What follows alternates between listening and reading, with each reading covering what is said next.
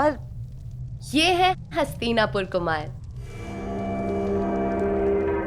सम्राट धृतराष्ट्र के पुत्र।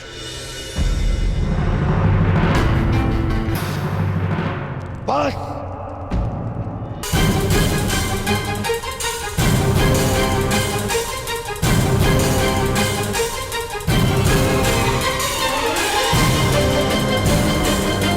ये अपराध है, ये स्वयंवर नहीं हरण है। जितनी तीव्रता तुम्हारी जीभ में है उतनी तीव्रता तुम्हारे प्रहार में नहीं कुमारी। रुक जा। जो रुक गया वो विजय कैसे प्राप्त करेगा? स्वयंवर से आपने मुझे अपहरित किया है कुमार। मैं विवाह के लिए प्रस्तुत हूँ, परंतु यदि आपको मुझसे अंग में विवाह करना है तो मेरी एक शर्त है।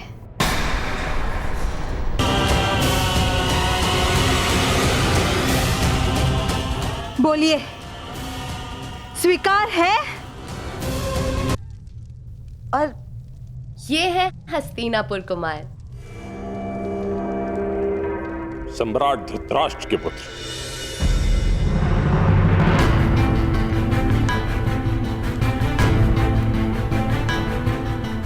ये लगभग यहां अनामंत्रित ही हैं। ये ना तो कहीं के राजा हैं, ना ही युवराज। मैं कलिंग नरेश से पूछना चाहता हूं कि फिर इन्हें इस स्वयंवर में आने की अनुमति क्यों दी गई?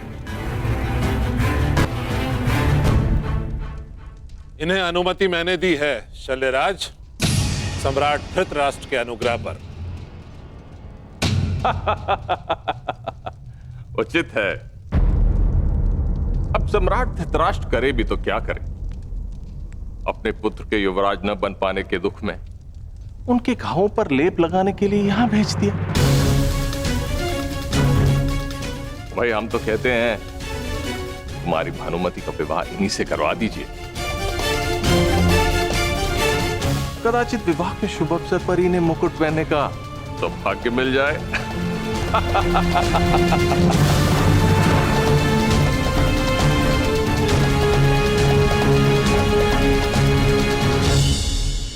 राजकुमारी भानुमति किससे विवाह करेगी ये उसका अधिकार है, आपका नहीं शल्यराज।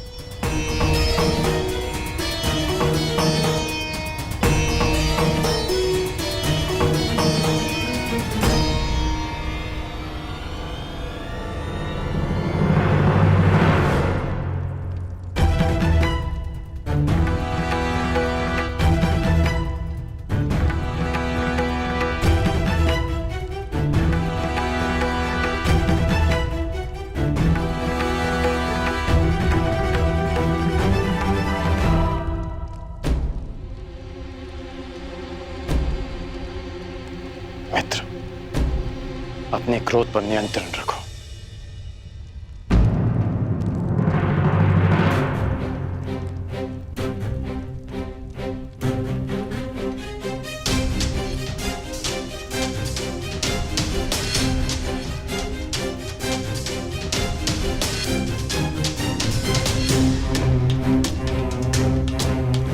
पांडव नामक कांटे के वृक्ष से अगला शूल तुम्हें न चुभ जाए, इसलिए युधिष्ठिर से पहले तुम्हें विवाह करना ही होगा। बस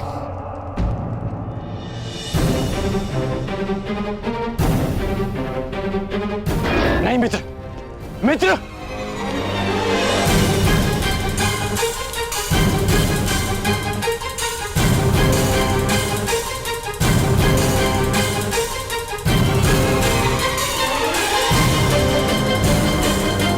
ये अपराध है,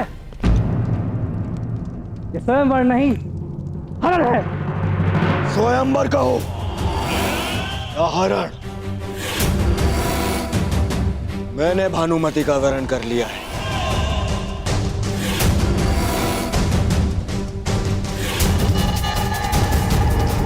और अब भानुमति का विवाह मुझसे होगा, दुर्योधन से। और ये मैं अपने बल पर करूंगा, अपने पिता के अनुग्रह पर नहीं।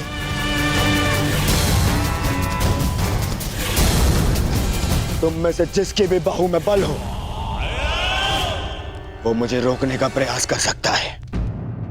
सावधान दुर्योधन!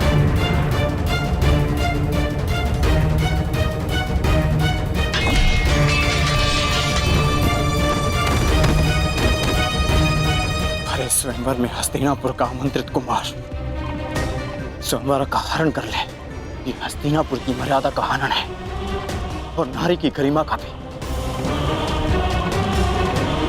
युवराज का अनुज होने के नाते मैं ये नहीं देख पाऊंगा। आज आप मुझे मत रोकेगा।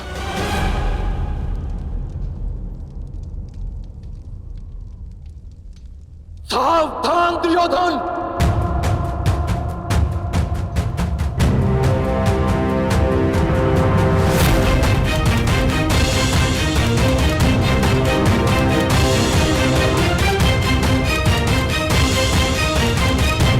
या तो राजकुमारी भानुमति को छोड़ो या फिर युद्ध के लिए प्रस्तुत हो जाओ। अब मैं भानुमति को छोड़ूंगा और न ही तुम्हारे साथ मैं युद्ध करूंगा अर्जुन।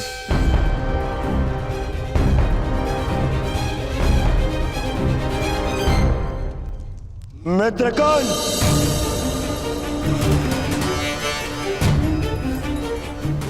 जिस प्रयोजन से मैं तुम्हें साथ लाया हूं उसे सिद्ध करो।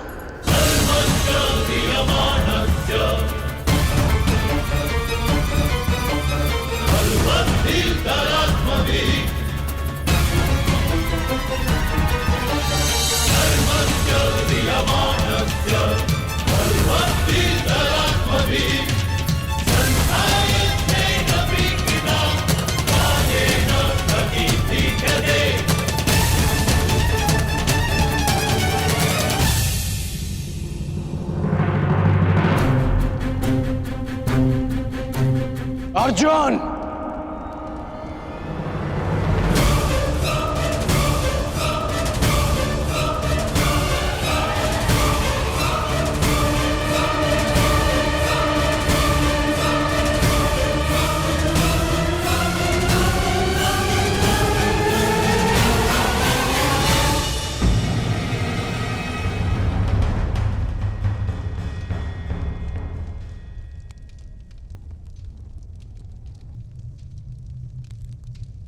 आज तुमसे ये युद्ध मेरा मंतव्य नहीं, कर्तव्य है।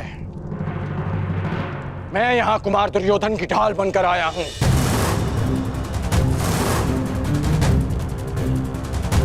आज हमारे बीच कोई नहीं, ना आचार्य द्रोण, ना पितामह, ना दिन बीतने की चिंता और ना ही किसी निर्दोष के मारे जाने का भय।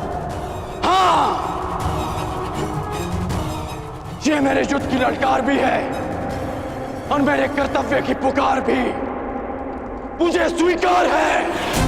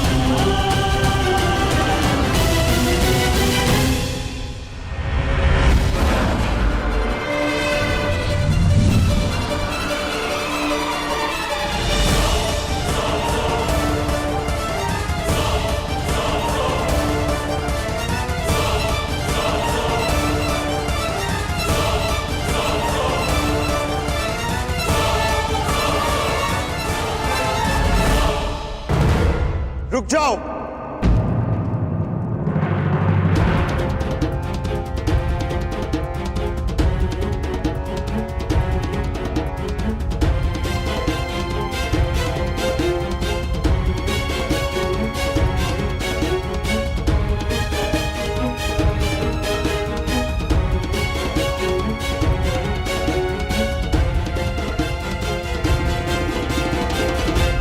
अंगराज अंग हस्तिनापुर के अधीन है और हस्तिनापुर के युवराज होने के नाते मैं आपको आदेश देता हूं कि आप बाण नहीं चलाएंगे।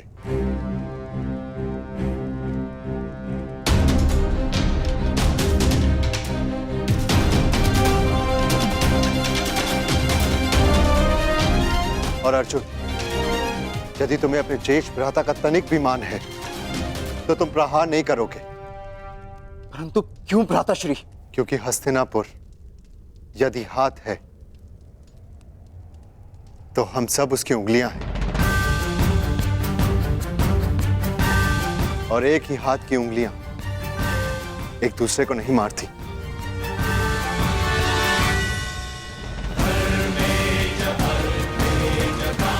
क्योंकि एक ही तनुर के बाण एक दूसरे को नहीं काटते। दुर्योधन ने उचित किया या अनुचित, ये एक पारिवारिक प्रकरण है। इसका निर्णय हस्तिनापुर में लिया जाएगा, यहां नहीं।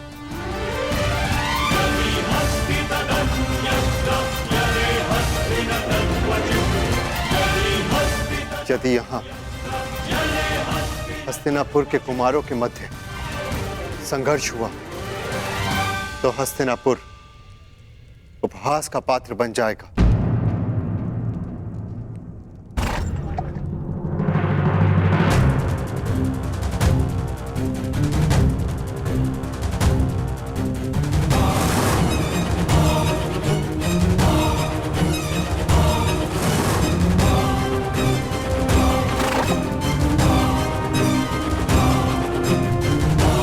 दुर्योधन,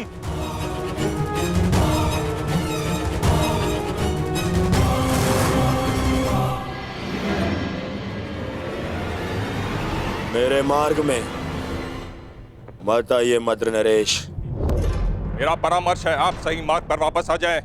हस्तिनापुर कुमार, राजकुमारी भानुमति को छोड़ दो या फिर अपनी धृष्टता का परिणाम भुगतने के लिए तैयार हो जाइए।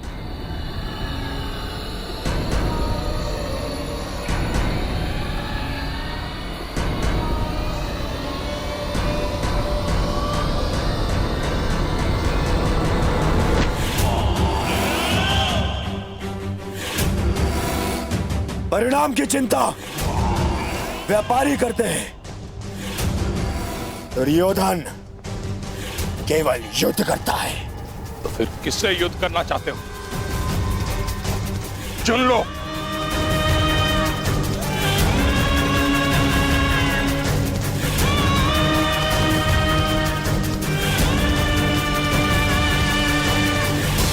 इससे,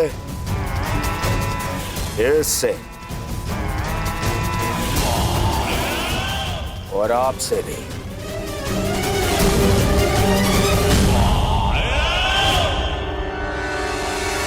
युवराज युधिष्ठिर, यदि कोई और दिन होता तो आपके इस तर्क की काट अवश्य प्रस्तुत करता, परंतु आज मेरे मित्र को मेरी सहायता की आवश्यकता है।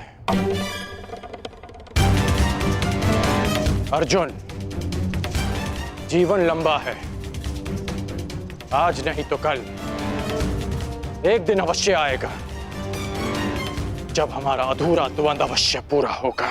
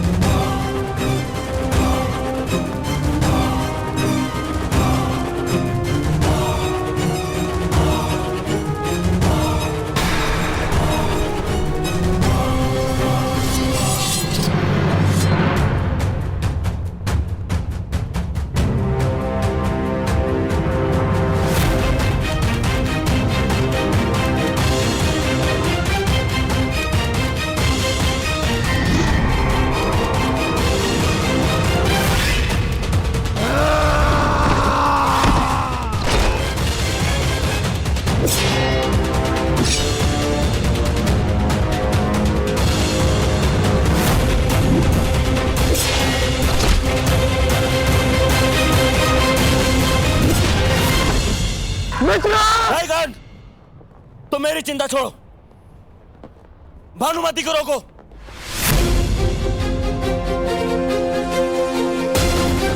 कौन? रोको उन्हें।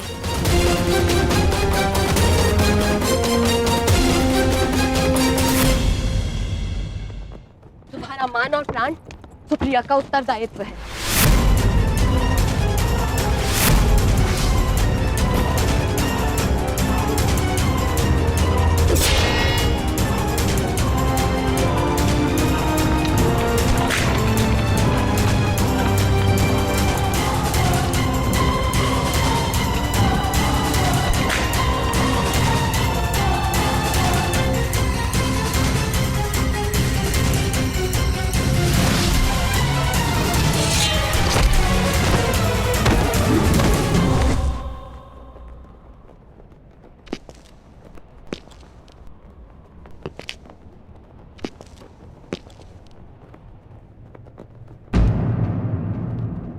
क्या हुआ दुर्योधन?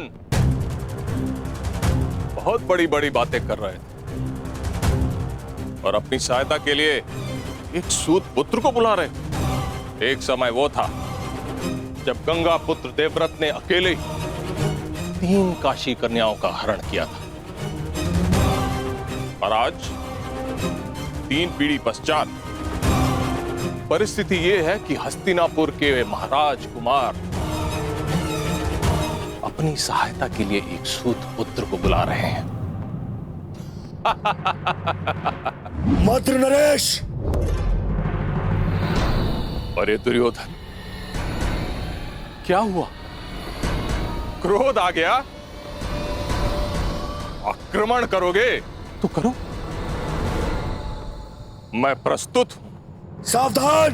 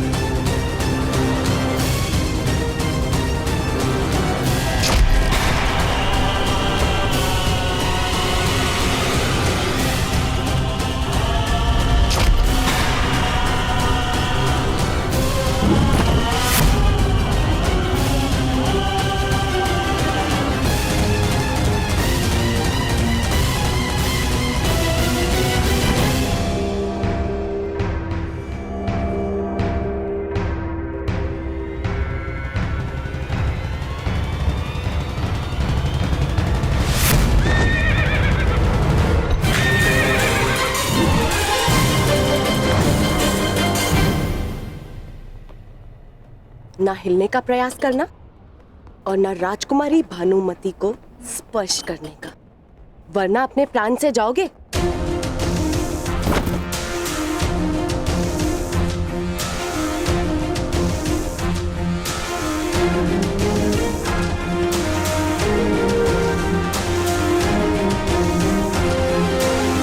तो तुम द्वंद्व करना चाहती हो तो आओ, आगे बढ़ो।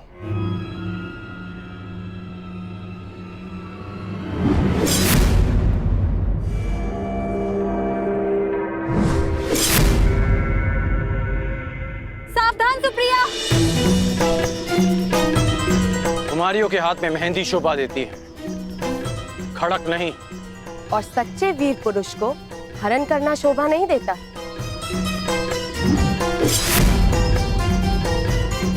जितनी तीव्रता तुम्हारी जीभ में है, उतनी तीव्रता तुम्हारे प्रहार में नहीं कुमारी। रुक जा। जो रुक गया वो विजय कैसे प्राप्त करेगा?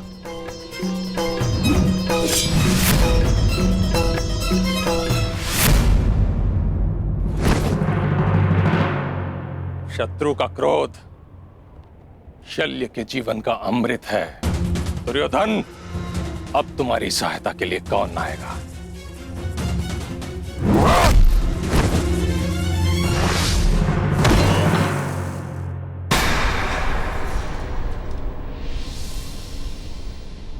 बस हुआ, खेल समाप्त।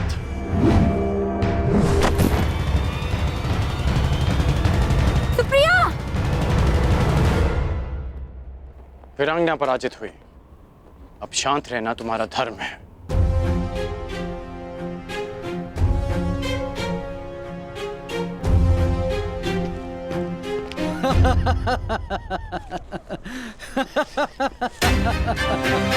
बस करो हस्तिनापुर युवराज, क्यों कौरव वंश को लज्जा रहे हो? अपनी गदा उठाने के लायक तो हो नहीं, भानुमति को कैसे ले जाओगे?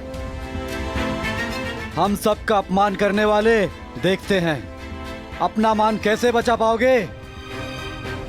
अपमान का प्रतिकार है शत्रु के प्राण।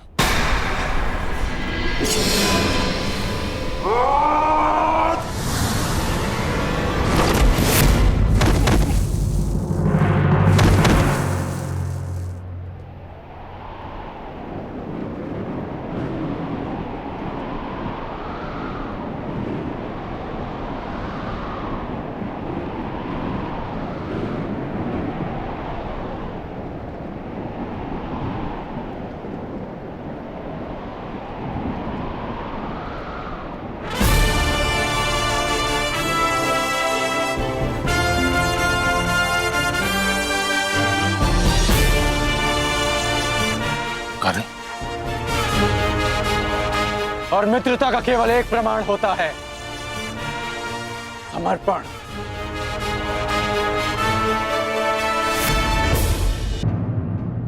एक मित्र के लिए सबको शत्रु बना लेना मूर्खता है युवराज। जरासंध एक था, इसलिए तुम जीत गए। मगर हम अनेक हैं, हमें कैसे हराओगे?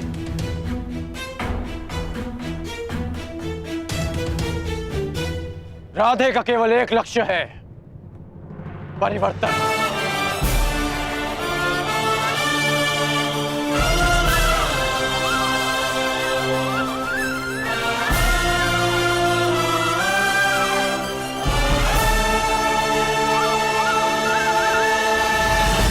यदि किसी में भी बल है तो आगे बढ़ो।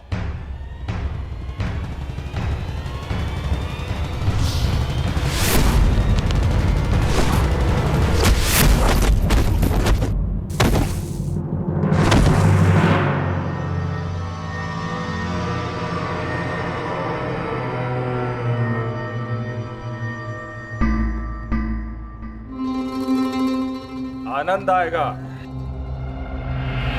स्वयंवर में विजय प्राप्त करने से अधिक तुम्हें पराजित करने में आएगा कर्ण। सुना है अंगराज में बहुत क्रोध है और शल्य को क्रोध का प्रतिकार करने में सबसे अधिक आनंद आता है।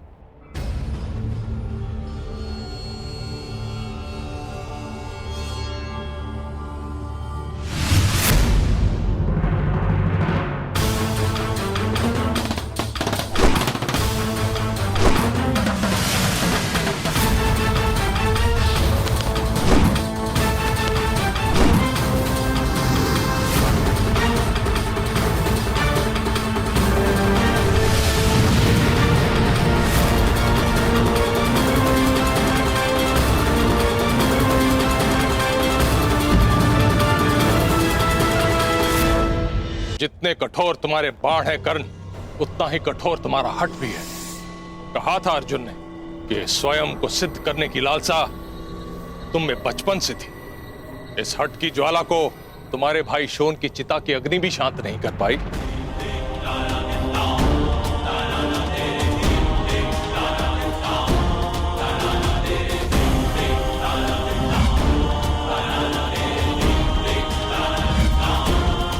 क्रोध आ रहा है कर्ण।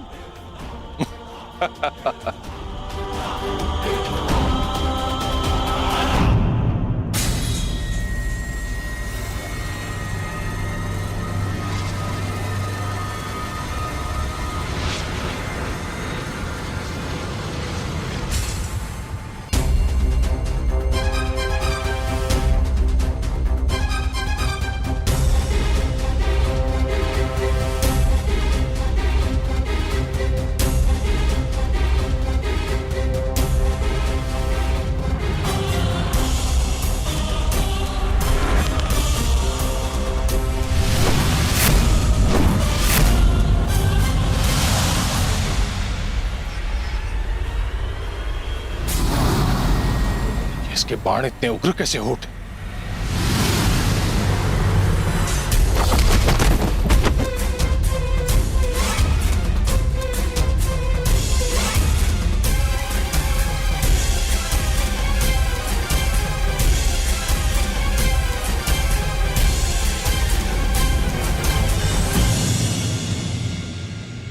तुम्हारे क्रोध से मुझे शक्ति मिलनी चाहिए थी, फिर ऐसा क्यों नहीं हुआ?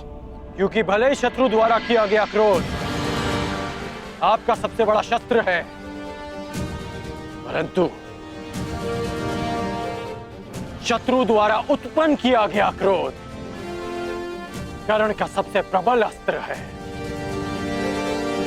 सूर्य और दीपक में जो अंतर है वही अंतर कर्ण और अन्य योद्धाओं में है।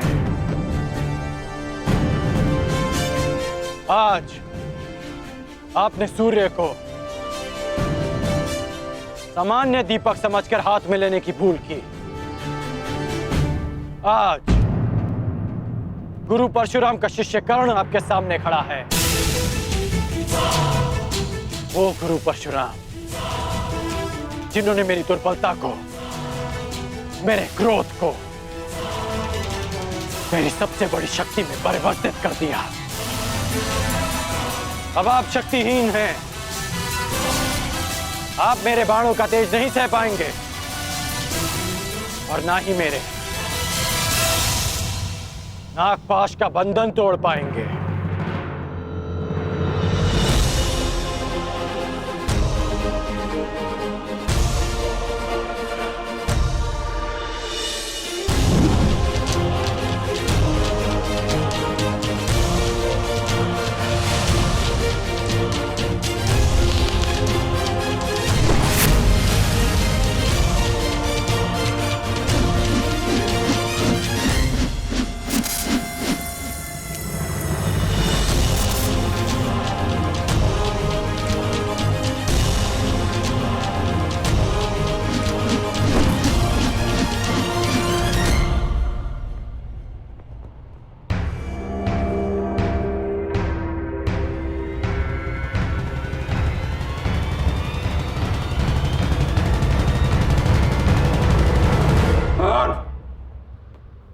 मुझे बंधन में मत बांधो कर्ण, हमारा वध कर दो, नहीं तो शल्य को कभी शांति नहीं मिलेगी।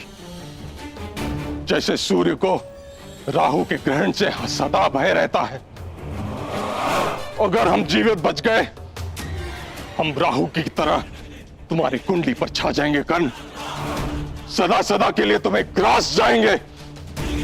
हमें मुक्त करो कर्ण। राधे चुनौती समाप्त करता है, चुनौती देने वालों को नहीं। आपकी चुनौती समाप्त हुई, इसलिए अब यह युद्ध भी समाप्त हुआ।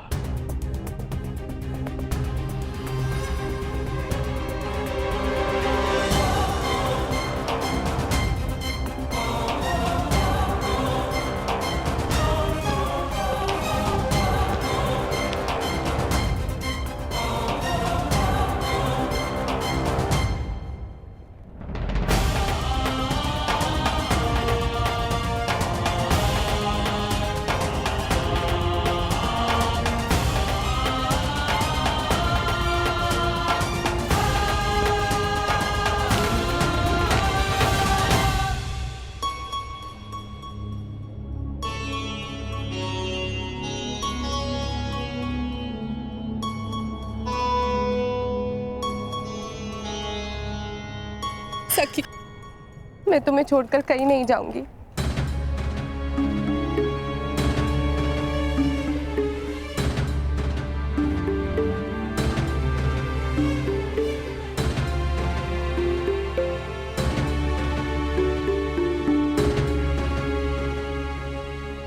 मेरा अनुमान सही सिद्ध हुआ मित्र। मैंने तुम्हें यहाँ लाकर कोई भूल नहीं की।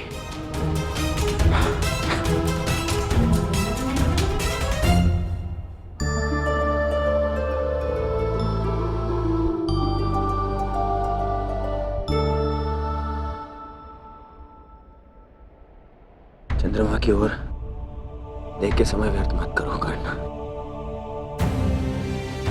तुम्हें अभी एक और वचन को पूर्ण करना है। पूर्णिमा के पूर्ण होने से पूर्व हमें अंग प्रदेश पहुंचना है। चलो मित्र।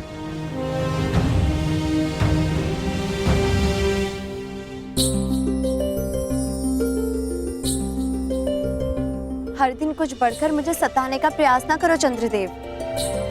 तुम्हारे पूर्ण होने से पूर्व ही मेरा कर्ण अपना वचन पूर्ण करेगा।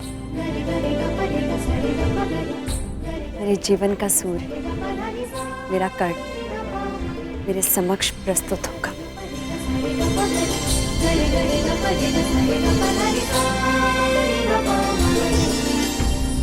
दुर्योधन ने जो किया वह उचित नहीं महाराज।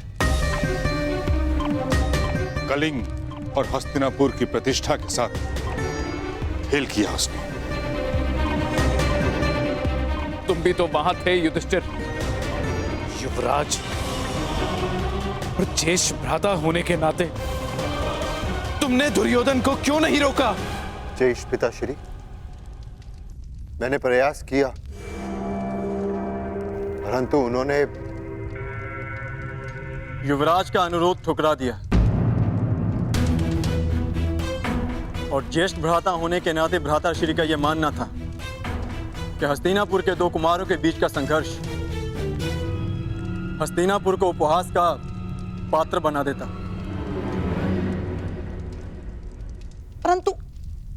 परंतु मुझे ये समझ नहीं आता कि ये विवाद हो क्यों रहा है।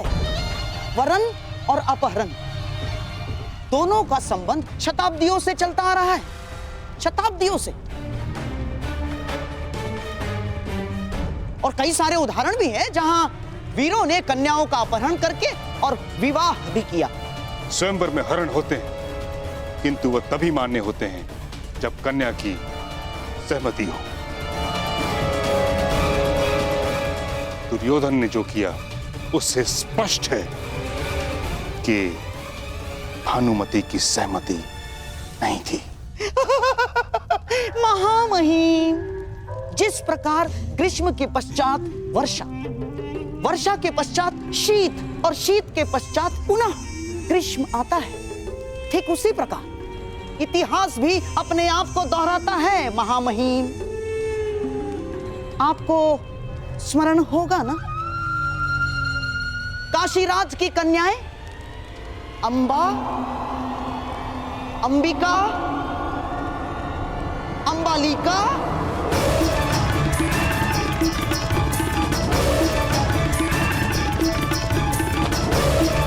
बस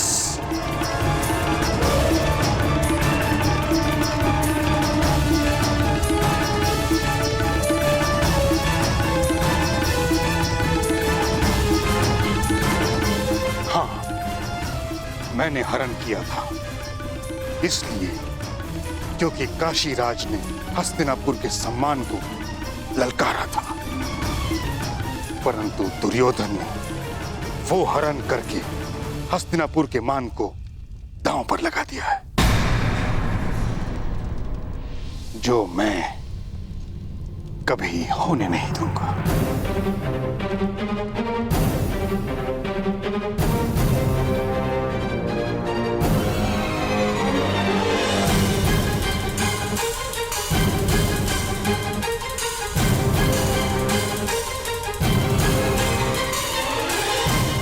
आप ही सुझाव दीजिए ताचरी कि इस विषय में किया क्या जाए। यह समय विचार और सुझाव का नहीं महाराज, प्रतिक्रिया का है। दुर्योधन और कर्ण कलिंग से निकल चुके हैं, अर्थात वो दोनों अंग प्रदेश की ओर जा रहे हैं। मैं शीघ्र ही अंग प्रदेश की ओर प्रस्थान करना चाहता हूं। प्रयास ये है कि कलिंग कुमारी को सकुशल कलिंग लौटा दिया जाए।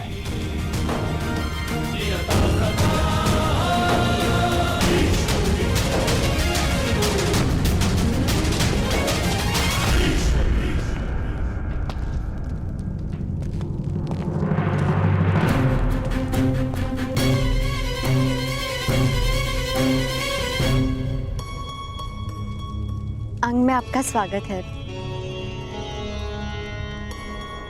प्रणिपात राजकुमारी।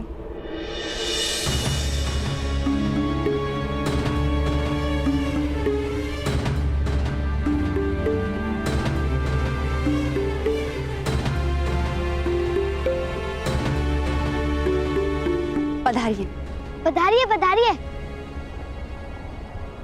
आए।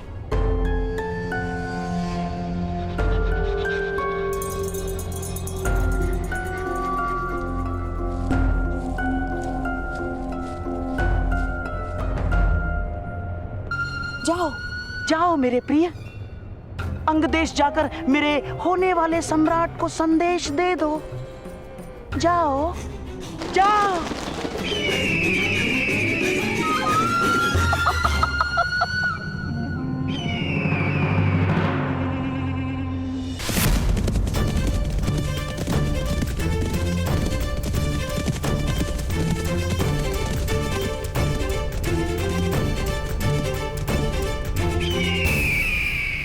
ये तो मामाश्री का पालतू पक्षी है।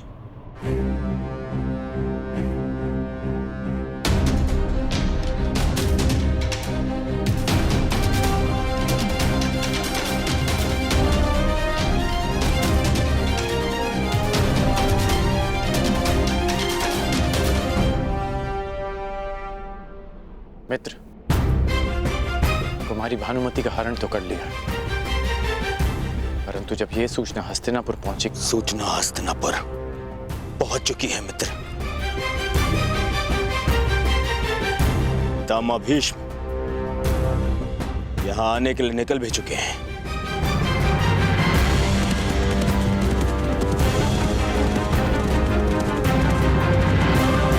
मुझे अभी और इसी क्षण भानुमति से विवाह करना है, और वो भी यहीं अंग में। यदि पितामह के पहुंचने से पहले मैंने भानुमति से विवाह नहीं किया तो मेरा स्वप्न और सम्मान दोनों ही धाराशायी हो जाएंगे।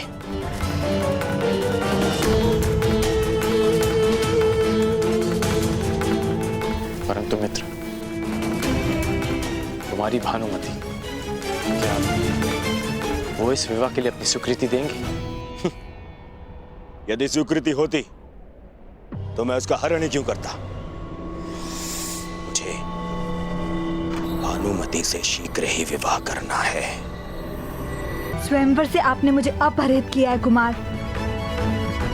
मैं विवाह के लिए प्रस्तुत हूँ, परंतु यदि आपको मुझसे अंग में विवाह करना है तो मेरी एक शर्त है, और आप पर एक बंधन। ऐसा बंधन? अपहरण एक का नहीं, 2 कन्याओं का हुआ है, तो विवाह भी 2 कन्याओं का ही होगा। मेरा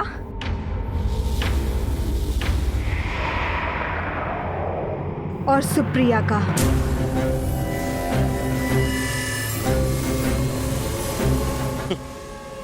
क्या प्रयोजन है तुम्हारा भानुमति? क्या मुझे सुप्रिया से भी विवाह करना होगा? हाँ? आपको नहीं, आपने केवल मेरा हरण किया है। सुप्रिया से विवाह उसे करना होगा जिसने हरण में सहायता की है।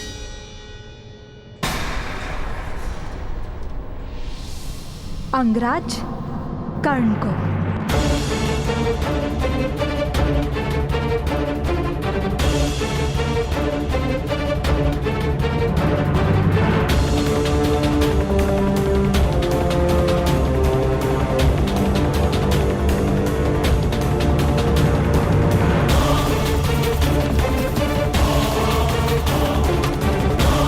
कर्ण को।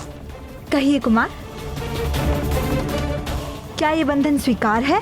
बस कुमारी, जो दुर्योधन बलपूर्वक तुम्हारा हरण कर सकता है, वो दुर्योधन बलपूर्वक तुमसे विवाह भी कर सकता है,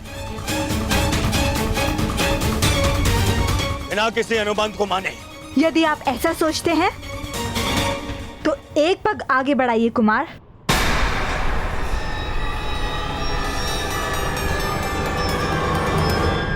सखी,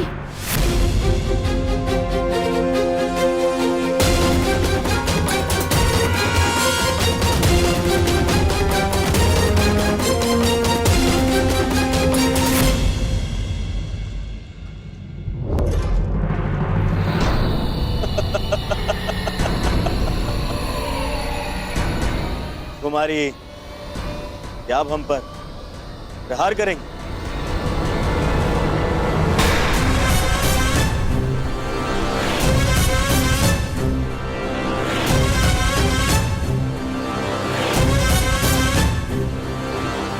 यदि आपने मेरी शर्त माने बिना मुझे विवाह के लिए विवश किया तो आपका विवाह मेरे शब्द से होगा।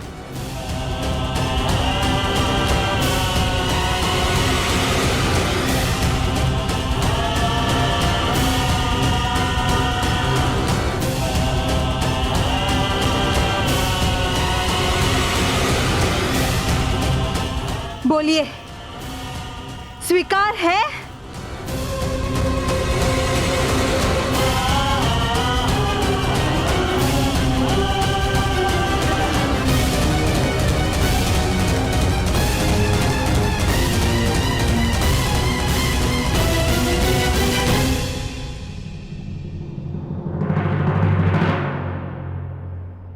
मित्रगण,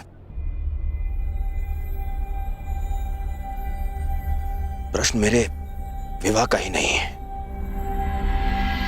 तुम्हारे मित्र के अभिमान का भी है। सुप्रिया से विवाह कर लो मित्र, अन्यथा जो परिवर्तन का स्वप्न हमने देखा है वो भी पूर्ण नहीं होगा। यदि मेरा पुत्र युधिष्ठिर के पुत्र से पहले जन्म ना ले पाया तो तुम्हारा समाज परिवर्तन का स्वप्न भी पूरा नहीं होगा। कर लो सुप्रिया से विवाह।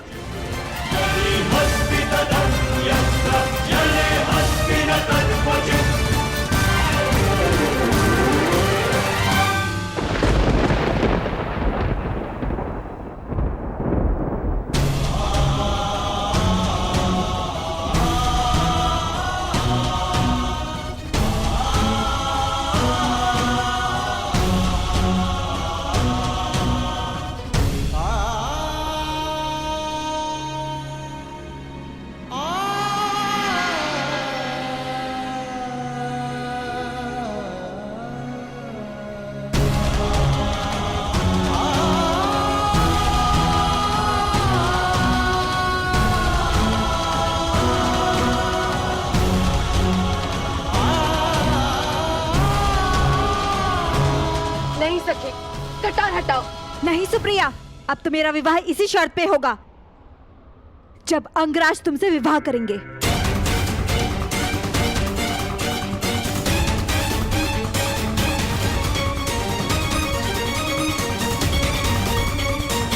और यदि ऐसा नहीं हुआ तो मैं अपने प्राण दे दूंगी।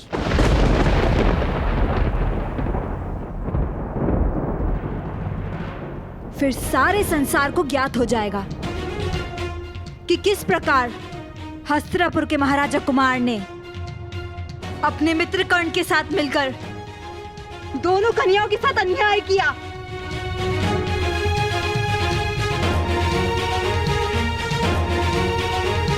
एक पल की भूल का दंड शताब्दियां भोगती हैं अंगराज। और कल यदि आपको अपयश मिला तो पीढ़ियों तक भुलाया नहीं जा सकेगा।